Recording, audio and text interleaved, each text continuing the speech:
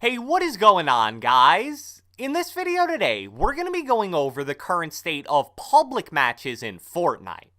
So in case you guys didn't know, on the day I'm recording this video, Fortnite just released update 8.50.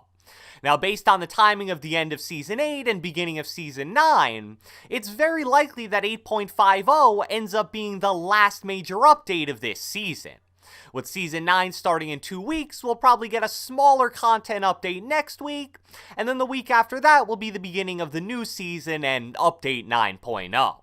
As I pointed out on Twitter last night, the final major update in the previous 2 seasons were both pretty game-changing and incredible.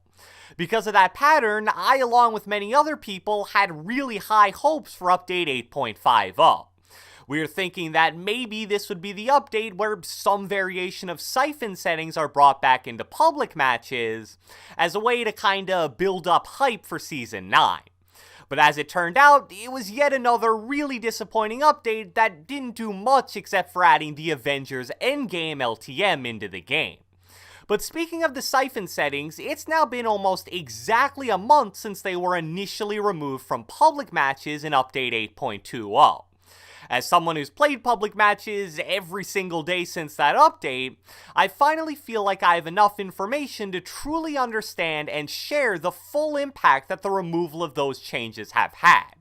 So without further ado, let's get right into it. Alright, so I want to address something at this point in the video because I already know what some people are about to comment. Oh please, the first 7 full seasons of Fortnite had no health/shield per kill or faster farming rate and you loved it, so stop your complaining. I've seen a lot of people say this same generic remark all over Twitter and in YouTube comments, but let me explain why that doesn't really make a ton of sense. I also played the first 4 to 5 seasons of Fortnite without Builder Pro and loved it, so would it be alright for them to remove that as well? How about building sensitivity? We went a solid 6 seasons without that, so if Epic just randomly removes it one day, I guess we shouldn't be allowed to complain. You see how that doesn't really make a ton of sense? Siphon settings, at least in my opinion, made the game so much better just like all those other changes I mentioned. So by removing them from the game, Fortnite became worse as a whole, and I think it's totally fair to be against that. So now that we got that out of the way, it's important to note that in at least one aspect, the removal of Siphon settings from public matches is actually having the exact effect that Epic wanted. I consider myself a pretty good Fortnite player, and I think most of you guys would probably agree with that.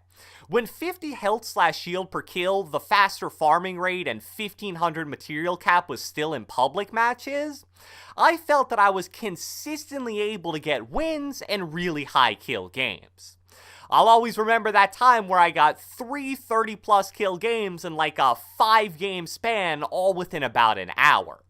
If I needed a 20+ or 25+ kill gameplay for a video, I was confident that I'd be able to play solo squads and get that high kill game in a somewhat reasonable amount of matches. But now, after the removal of the Siphon changes, even getting just a 20 kill game is a major struggle. And I think you'll find that for a lot of YouTubers out there, it's the same way.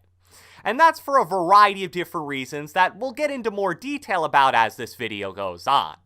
So even though that's a negative thing for me, and I bet a lot of you guys out there as well are having the same struggle, I bet Epic would actually be happy to hear what I just said. Maybe the biggest impact that the removal of Siphon settings has had is that it makes each game so much more random as a whole. When you were guaranteed health/shield and 150 materials per kill, you could easily overcome bad luck with things like looting at the beginning of a game. If I landed Big Bertha and didn't find any shield, it wasn't the end of the world because I was simply 1 or 2 kills away from suddenly being at really good health, and also probably a pretty good amount of materials as well. With how Fortnite currently is, especially if you land in a populated starting town, you basically live and die by your luck when it comes to looting your first building. Let's run that same scenario back where I land in Big Bertha and don't find any shields and have minimal materials as well. And trust me, that happens way more than you would probably think. Even if I kill the first person I run into, if he does any amount of considerable damage to me, I'm pretty much screwed. Let's say he hits me with a tac shotgun shot for 65 damage. I'm now in the most populated city in the entire game, running from building to building with 35 health and maybe 100 or 150 total materials. If I run into a somewhat decent player, or even worse, a duo or full squad, there's absolutely no chance I'm coming out of that alive. And sure, you could make the argument that if you don't want to die to early game RNG, just land somewhere nobody else does. Although that's true, and it definitely is a fair argument, I would reply to that by saying this. A lot of players play public matches because they want to play super aggressive and have fun with friends while doing so. If you land Junk Junction or Lucky Landing, it's probably going to be 5 to 10 minutes before you even see your first enemy. Playing like that is fine in ranked mode or any kind of competitive event, but I, along with many other people, just don't enjoy doing that in normal public matches. On top of that, Tilted Towers is probably the most stacked landing spot in terms of loot in the entire game, so if I land in Big Bertha, which is a 4 to 5 story building with tons of floor and chest spawns, I think it's totally fair to expect at least some shield the vast majority of games. But because you don't get it a lot of the time, you have really good players running around like crazy, and because of their bad luck with shield, weapons, and mats, they're now super easy targets. This is also a big deal in middle and end game situations as well. What a lot of people don't realize about 50 health/shield per kill is that it also made people way more likely to have shield in their inventory. If you got 2 kills in your starting town, you'd likely be at or near 200 health right away. Therefore, any shield you found after that would stay in your inventory at least until your next fight. So if someone were to kill you, they'd likely get all the shield you were holding. This is way more rare now, because without 50 health/shield per kill, it means that most of the time, you're instantly drinking any kind of shield that you find, which means none in your inventory. That's probably the biggest reason why playing solo squads is so unbelievably difficult now. You can kill an entire team of 4 players, and you'll probably take a significant amount of damage doing so, and then not a single one of them will drop any shield. Just like in early game, that means you're probably going to die to the next person or team you run into. But as bad as the lack of shield is, you could make the argument that the lack of materials is even worse. I truly believe that people are farming materials considerably less now than they were before the Siphon settings were even added into the game. My theory is that people got so used to the 40% faster farming rate and only needing a max of 1500 materials that it made them so much less motivated to farm materials now that it's back to normal.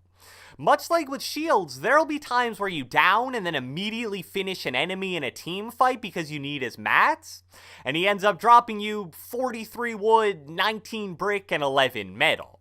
I feel like so many fights in public matches now just come down to whoever runs out of materials first, and then that player is forced to go for a miracle pump shotgun shot in a 50-50 fight.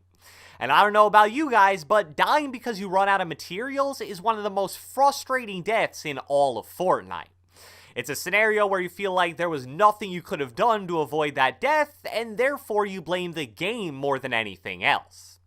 So I told you earlier that I think Epic hearing that pubs are so much more random now actually makes them happy because that's what they wanted. They basically want to walk this tightrope of bad or average players being able to kill good players as frequently as possible, while not going too overboard with it to where the good players will stop playing the game. But here's something about the removal of Siphon that I don't think is working as they intended. I really haven't noticed any kind of significant decline in the skill level of the players playing public matches. I've been in public matches where there are more enemies alive at the endgame moving circles than there are in a 150 or 200 point ranked match. I think Epic expected a lot of the really good public match players to migrate to ranked mode once it was released, and that did happen for maybe the first week or two, but due to the flaws and lack of meaningful rewards in ranked, those players are now migrating right back to public matches. And I think the only way they can stop that from happening is by making major improvements to ranked mode as a whole. So I apologize for this video being negative in nature, but I tried to keep it as factual as possible, and I have a feeling a lot of you guys are going to agree with me. And in a few days, I plan on releasing a more positive video based on how you can adapt to and succeed in the current state of public matches. So I hope you guys enjoyed this video, and if you watched the entire thing, be sure to let me know with a comment down in the comment section below. Now that the Siphon settings have been out of public matches for a month, I want to know. First off, what are your general thoughts on how the removal has affected Fortnite? And second, have you noticed a decrease in the skill of players you're running into in public matches? Be sure to leave a like, leave a comment, subscribe, turn on post notifications, do whatever the heck you want, and I will catch you guys next time.